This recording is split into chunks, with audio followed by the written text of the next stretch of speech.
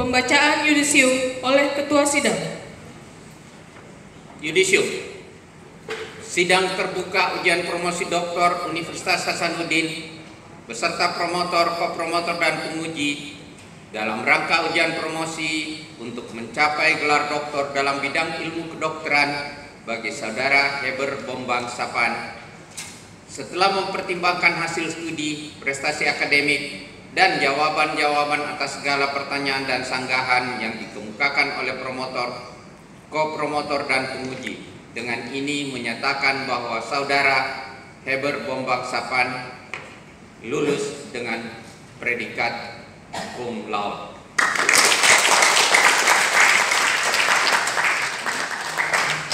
Penyerahan ijazah oleh Ketua Sidang.